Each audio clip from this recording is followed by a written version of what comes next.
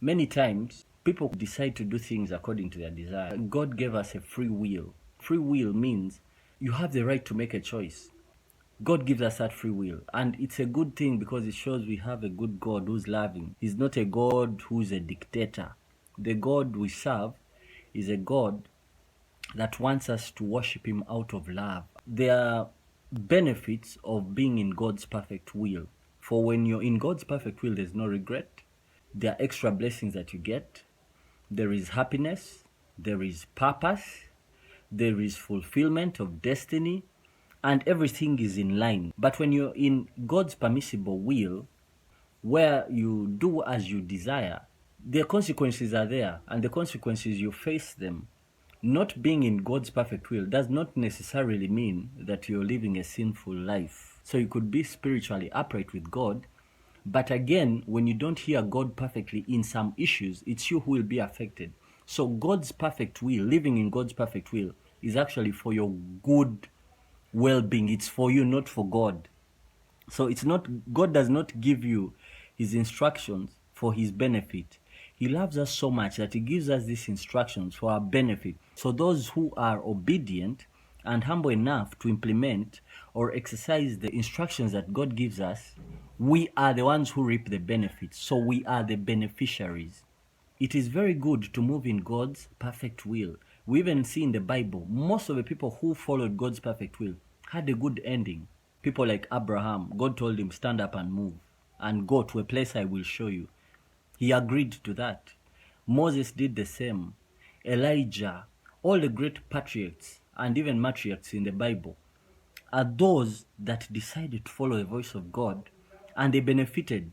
You see, God raised people from very low levels to very high levels just because they listened to God perfectly and obeyed him.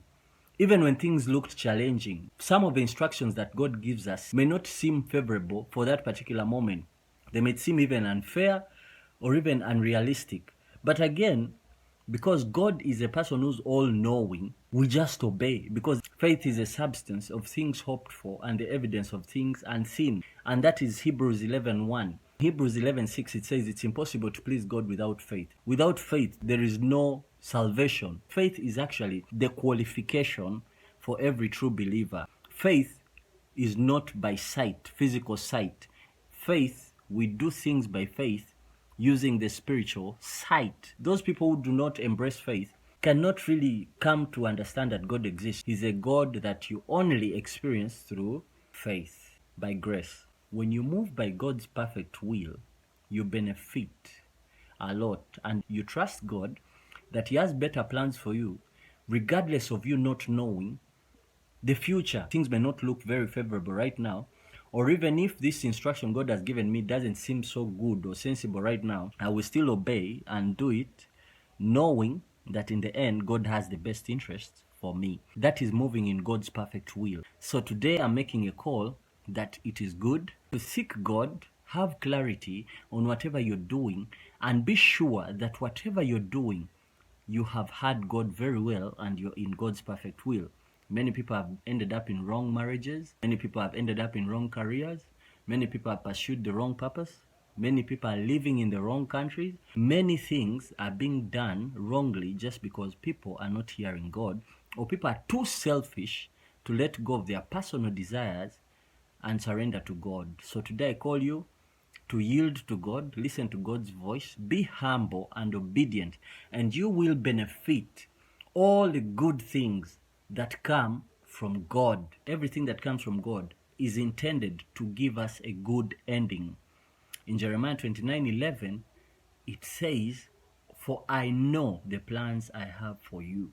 So God has plans, but all these plans can only be manifested in our lives if we decide to listen to God, hear him, be obedient, be humble, and embrace his perfect will. Then you will be blessed, and your children will be blessed, and all generations that come after you will be blessed. Jamesboy Imani, my Beautifier Community Youth, Uganda.